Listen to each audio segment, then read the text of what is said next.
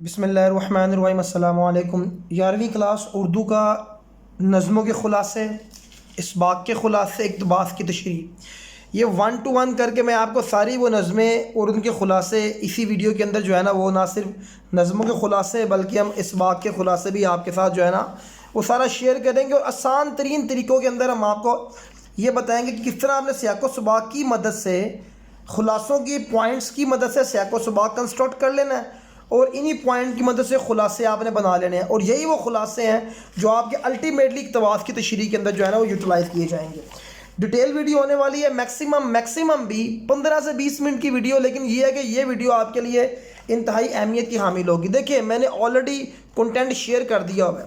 Content کے according میں نے آپ کو بتایا کہ آپ کے پاس کون کون سا چیپٹر، دیکھیں اخلاق نبوی، فاقہ میں روزہ، ایک استاد عدالتی کٹہرے میں، نیا قانون، تحریک کا کفن، یہ ہمارے پاس اسباق ہیں۔ نظموں کے اندر میں نے آپ کو یہ 3 نظمیں بتا دی ہوئی ہیں، اے وادی لولاب اور دیس سے آنے والے بتا آزادی، اور پروین شاکر اور منیر نیازی کی غزل بتا دی، بقایا سارا خود تلخیص کیسے کرنی ہے، خلاصے کیسے کرنے ہیں، کون کون سے مکالمے کرنے ہیں، الحمدللہ آلریڈی سارا جو ہے نا وہ کنٹینٹ چینل پر اپلوڈ ہے۔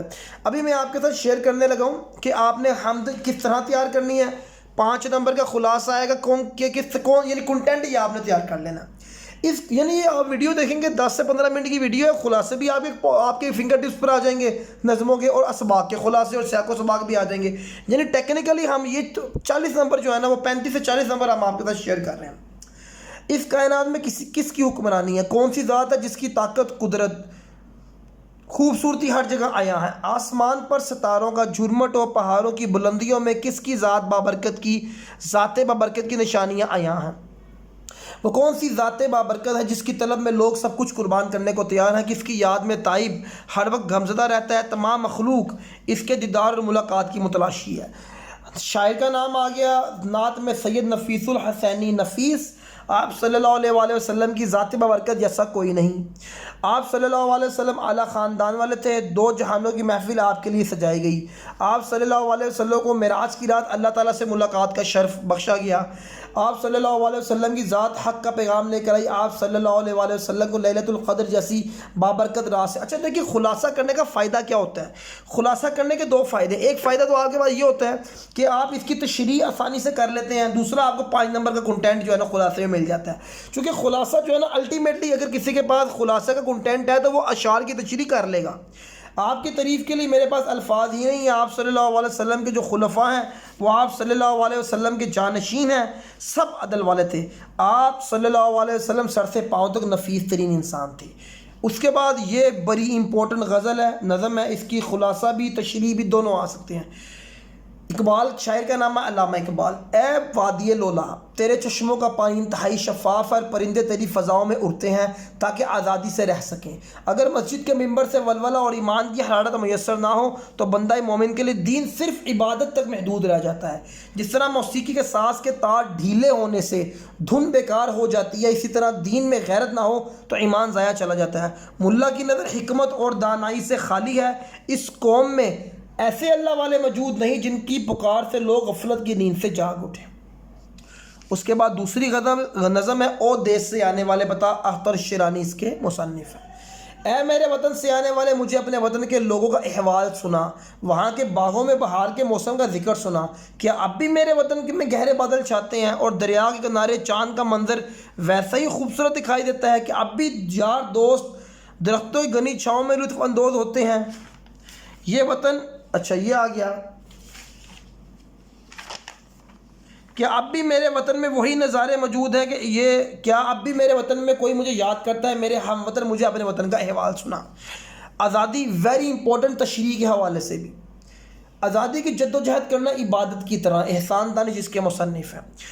آزادی کی راہ میں جان دینا شہادت کے مترادف ہے۔ جس ملک میں آزاد لوگ اپنی رائے کا اظہار نہ کر سکتے ہوں، میں اس آزادی کو نہیں مانتا۔ جلد ہی ایسے حالات پیدا ہونے والے ہیں کہ آزادی کا جوش خون کو گرما دے گا۔ ہم لوگوں نے لاکھوں جانوں کی قربانی دے کر یہ وطن حاصل کیا، لیکن حقیقی آزادی اب بھی حاصل نہ ہو سکی۔ مجھے پوری دنیا کی آزادی کی خواہش ہے۔ آزادی در حقیقت کیا ہے کہ ہم زمانے کو بتلائیں گے کہ وہ کیا ہوتی ہے۔ رحمان بابا کا یہ بھی خلاصے میں ایٹ لیسٹ آ سکتا ہے۔ شاعر کے نزدیک اخلاص ایک ایسا جذبہ ہے جو انسان کو زمین کی بلندیوں سے آسمان کی وسعتوں تک پہنچا دیتا ہے۔ اگرچہ ترقی کی منزلیں مشکل ہوتی ہیں، لیکن خلوص نیت سے کیے جانے والے عمل لمحوں میں بلندیوں کا سفر کروا دیتے ہیں۔ ہر چیز فنا ہو جائے گی، لیکن خلوص سے کیے جانے والا عمل تا قیامت قائم رہے گا۔ اسلام اصل میں اخلاص سے عبارت ہے۔ محبت اخلاص کی بدولت قائم کی جا سکتی ہے۔ رحمان کے کلام میں جو مٹھاس نظر آتی ہے وہ اخلاص کی بدولت ہی تو ہے۔ یہ دیکھیے، یہ آپ کے ساتھ میں نے وہ خلاصے شیئر کر دی جن کے بارے میں بار بار کہہ رہا ہوں کہ یہ انشاءاللہ تعالیٰ پیپر کے پوائنٹ آف ویو سے امپورٹنٹ ہے۔ اب میں جس کی بات کر رہا ہوں وہ یہ ہے، دیکھیں، اور پاکستان بن گیا، بڑا امپورٹنٹ خلاصہ ہے، مطلب اچھا خلاصہ ہے یہ۔ اس کے میں نے نکات آپ کے سامنے شیئر کیے ہوئے ہیں چینل پر آلریڈی میرے پاس پوری، نہ صرف اس کی ڈیٹیل ویڈیو ریڈنگ کی بلکہ اس کے خلاصے کو بھی اس کی موجود ہے۔ ابھی میں آپ کو یہاں سے میں طریقہ بتاؤں گا۔ دیکھیں، جس نے صرف کہانی پڑھی ہوئی ہے نا، تو یہ جتنے بھی پوائنٹ ہیں نا خلاصے کے، وہ ان کی مدد سے کیا کر سکتا ہے، وہ یہ 14 پوائنٹ کی مدد سے نا یہ سیاق و سباق بنا سکتا ہے۔ ان 14 پوائنٹ کی مدد سے وہ 2 سے 2.5 پیج کا خلاصہ بنا سکتا ہے، اور انہی خلاصے کی مدد سے وہ الٹیمیٹلی اپنے اسباق کی تشریح بھی کر سکتا ہے، اقتباس کی تشریح۔ تو آئیے، پاکستان بن گیا، پنجاب میں قتل و غارت ہو رہی تھی، بڑے چچا صدمے میں کہ ہندو مسلم فساد ہے، اس لیے اس کو بیمار کر دیا تھا۔ عالیہ اپنے بڑے چچا کو تسلی دیتی ہے، بڑی چچی کا بیٹا شکیل کے لیے فکر مند ہونا، بڑی چچی کا بیٹا شکیل کے لیے۔ چھوٹی جمیل جو ہے نا وہ بڑے بیٹے ہیں، شکیل جو ہے نا وہ فسادات میں ادھر پھنسے ہوئے ہیں۔ چھوٹی چچی کے بھائی کا خط آتا ہے کہ وہ کہتے ہیں ہم پاکستان جا رہے ہیں تو آپ بھی ہمارے ساتھ چلیں، تو چھوٹی چچی خوشی سے پاگل ہو جاتی۔ جمیل بھیا کا انہیں جانے سے منع کرنا، عالیہ کا اس بات سے غمزدہ ہو جانا، جمیل کا بتانا کہ میں نے چھوٹی چچی کے بھائی کو خط بھیج دیا ہے کہ وہ ان کو لے کر جا سکتے ہیں۔ بڑے چچا کو پاکستان جانے کا علم ہونا تو ان کو غصہ کرنا، چھوٹی چچی کا ان سے جھگڑا کرنا کہ آپ کون ہوتے ہیں مجھے منع کرنے والے۔ عالیہ کا ناراض ہونا اور بڑے چچا کے لیے دکھی ہونا، عالیہ اپنی ماں سے ناراض ہوتی ہے کہ آپ نے بڑے چچا کو اس طرح بات کیوں کی۔ جمیل بھیا کا عالیہ سے گلہ کرنا کہ تم واقعی چھوڑ جاؤ گی۔ عالیہ کا خاموشی رہنا اور اپنی سہیلی کو خط لکھنا۔ اب ذرا دیکھیے، میں نے سیاق و سباق انہی پوائنٹس کی مدد سے بنایا ہے۔ پاکستان بن گیا لیکن ہر طرف قتل و غارت تھی، بڑے چچا ان حالات سے بہت غمزدہ تھے۔ چھوٹی چچی کے بھائی نے انہیں پاکستان ساتھ چلنے کی دعوت دی، جمیل بھیا نے انہیں نہ جانے کا کہا لیکن چچی نے انکار کر دیا۔ جمیل بھیا خط بھجوا آئے، بڑے چچا نے بھی پاکستان جانے پر ناراضگی کا اظہار کیا لیکن چھوٹی چچی نے ان کی بات نہ مانی۔ عالیہ نے بھی بہت لڑائی کی کہ آپ نے بڑے چچا کے ساتھ اس طرح بات کیوں کی۔ جمیل بھیا نے اس سے گلہ کیا وہ پاکستان رہ پائے گی، لیکن عالیہ نے خاموشی اختیار کی اور سہیلی کو خط لکھنے لگے۔ تو دیکھیے، اس طریقے کے ساتھ خلاصہ بھی پاکٹ میں آ گیا، سیاق و سباق بھی اور اقتباس کی تشریح بھی۔ اب دیکھیے، یہی میرے پاس اخلاق نبوی کے نکات ہیں، انہی کو میں کرواؤں گا تو انشاءاللہ تعالیٰ آپ کے پاس خلاصہ سیاق و سباق اور تشریح ڈالنا ہو جائے گی۔ اخلاق کے لیے ضروری مستقل کام کرنا، کبھی ترک نہ کرنا۔ حضرت محمد صلی اللہ علیہ وسلم کے تمام کاموں میں اسی اصول کو کہ کبھی ترک نہ کرنا، دوام رکھنا۔ سنت سے مراد جو آپ نے ہمیشہ کیا، مصافحہ خود کرتے، ساتھیوں کے ساتھ مل جل کر بیٹھتے، ناگوار بات کو سب کے سامنے نہ کہتے۔ ایثار آپ صلی اللہ علیہ وسلم کی نمایاں خوبی تھی، گھر کا کام کاج خود کر لیتے، کام کاج بچوں پر شفقت فرماتے، فصل کا پہلا پھل انہیں ہی دیتے۔ طبیعت میں ظرافت تھی، لوگوں سے مزاح کیا کرتے تھے۔ اولاد سے بے حد محبت تھی، نواسوں سے محبت کا اظہار کرنا، حضرت زینب کا ہار واپس کروا دینا، اولاد اور نواسی کی وفات پر آنسوؤں کا جاری ہونا۔ آئیے اب سیاق و سباق، انہی پوائنٹس کو کنسٹرکٹ کر کے سیاق و سباق اور انہی پوائنٹ کو الیبوریٹ کر کے خلاصہ۔ آپ اخلاق کسی کام کو مستقل کرتے رہنا ہے، یعنی کام کو کبھی ترک نہ کرنا۔ آپ صلی اللہ علیہ وسلم ہمیشہ یہی اصول اپناتے اور کبھی اپنی اس سنت کو نہ چھوڑا۔ لوگوں سے حسن سلوک سے پیش آتے، کوئی بات ناگوار گزرتی تو سب کے سامنے نہ کہتے، اثار کرنا کبھی ترک نہ کیا۔ غریب صحابہ کو پہلے نوازتے، گھر کے کاموں کو خود کیا کرتے تھے، بچوں کے ساتھ شفقت کا رویہ اختیار کرتے، صحابہ کرام کے ساتھ مزاح بھی کیا کرتے تھے۔ اپنی اولاد سے بے حد محبت تھی، اپنی نواسوں سے بے حد محبت تھی۔ اپنی اولاد و نواسی کی وفات پر آپ نے غم کا اظہار کیا۔ اچھا، یہ میں نے ایک آپ کو ڈیمونسٹریشن دی ہوئی ہے کہ جب بھی آپ نے تشریح شروع کرنی ہے اس پیٹرن میں کرنی ہے۔ یہ تشریح طلب اقتباس سبق اخلاق نبوی سے لیا گیا ہے، جس کے مصنف کا نام مولانا شبلی نعمانی ہے۔ مصنف بیان کرتے ہیں کہ آپ صلی اللہ علیہ وسلم اپنی اولاد سے نہایت محبت کرتے، حضرت فاطمہ سے ہمیشہ ملاقات کرتے جب بھی وہ سفر سے باہر جاتے اور واپس آتے۔ اس طرح آپ نے پرٹیکولر پیراگراف کی طرف آنا ہے۔ طریق کا کفن، عید کے نماز سے پہلے شیدی کا آخری صف سے اٹھنا۔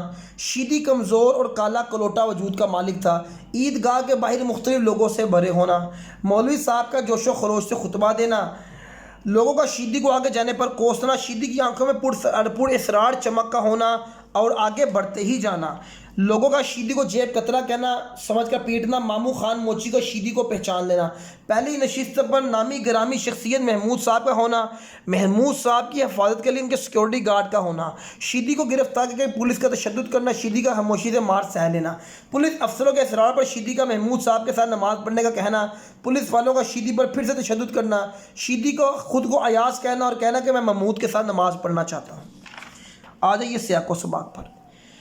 عید کے نماز سے پہلے کالے کلوٹی شیدی کا پچھلی صفوں سے آگے جانا اور لوگوں کا اس کو گالیاں نکالنا۔ مختلف لوگوں نے اپنے اپنے انداز میں اس کو کوسا، لیکن اس پر دیوانگی سوار تھی۔ پہلی صف پر محمود صاحب جو ایک معزز شخصیت تھے، اپنے سیکورٹی گارڈ کے حصار میں بیٹھے تھے۔ ان کے سیکورٹی گارڈ نے شیدی کو گرفتار کر کے پولیس کے حوالے کر دیا۔ پولیس کا تشدد کیا۔ شیدی نے بتایا کہ میرا نام ایاز ہے اور میں محمود کے ساتھ بیٹھنا چاہتا ہوں۔ آگے آ جائیے، فاقہ میں روزہ۔ دلی میں مغلوں کی حکومت باقی تھی۔ مرزا سلیم بہادر اور دوستوں کی محفل جم رہی تھی۔ مرزا سلیم کی والدہ نے ناراضگی کی کہ آپ رمضان کے مہینے میں بھی اس طرح کی مشاغل کر رہے ہیں۔ مسجد میں رونق دیکھ کر خوب خوش ہونا۔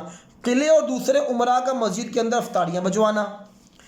حکومت کا ختم ہو جانا، مسجد کی رونق بھی ختم ہوگی۔ مرزا شہروز کا اپنے خیالات و واقعات کا بتانا۔ مرزا شہروز کا جان بچا کر بوڑھی والدہ، بہن اور بیمار بیوی کو لے کر جانا۔ گاؤں والوں نے ان کو پناہ دے دی۔ مرزا شہروز کی بیوی انتقال کر گئیں۔ مرزا شہروز کے گھر میں رمضان کے دنوں فاقہ ہوا۔ اماں نے بڑا دکھ بڑا بیان دیا۔ چودھری صاحب کا زکوٰۃ کے پیسے دینا، اماں کا غصہ ہونا، زکوٰۃ کا پیسہ لینے سے انکار کر دینا۔ اب یہ میرے پاس آ گیا الحمدللہ جی، یہ دیکھیے یہ بڑا تگڑا چیپٹر ہے، خلاصے منگو کوچوان والا نیا قانون۔ منگو کوچوان کو دنیا بھر کی چیزوں کا علم تھا۔ اسپین کی جنگ کی پشین گوئی، انگریزوں سے نفرت کی وجوہات، گھوڑے سے جھگڑا ہونے کے بعد جی بھر کر اس کو کوسنا، کچہری کی سواریوں سے نئے قانون کے متبادل علم ہونا، مارواڑی کی باتیں سن کر منگو کا خشک ہو جانا، خوشی کا اظہار اپنے دوستوں سے کرنا، تمام واقعات کو روس کے بادشاہ سے جوڑنا، گورنمنٹ کالج کے طلباء سے نئے قانون کے بارے میں سننا، 1 اپریل کو صبح صبح نئے قانون کی خوشی میں نکلنا، گولے کے لیے نئی کلغی خریدنا، ہائی کورٹ کے کھلنے کا انتظار ہونا، نارکلی میں لوگوں کا وہی معمول دیکھنا، گھوڑے یعنی برٹشر کے ساتھ لڑائی، پولیس کا سپاہیوں کو منگو کو گرفتار کرنا، استاد منگو کو بار بار آواز لگانا کہ بھائی نیا قانون آ گیا۔ دیکھیے یہ اس کا سیاق و سباق ہم اب یہ الحمدللہ جو آپ کے ساتھ یہ اتنا زیادہ کنٹینٹ شیئر کیا گیا ہے اردو کا، اور اس کا مقصد یہی ہے کہ آپ ایک ویڈیو کے اندر یہ اپنے خلاصے ڈن کر لیجیے۔ اس کے علاوہ میں نے جتنی بھی تشریحات ہیں چینل پر آلریڈی اپلوڈ ہے، اہم خلاصہ جات، اہم درخواستیں، وہ ساری میں نے اپلوڈ کی ہوئی ہیں ہمارے ٹک ٹاک اکاؤنٹ کے اوپر بھی، آپ لازمی دیکھیے، چینل کو لازمی سبسکرائب کیجیے۔ انشاءاللہ تعالی یہ اردو کا کنٹینٹ آپ کے لیے یہ والا جو ہے نا یہ بہت سود مند ثابت ہوگا۔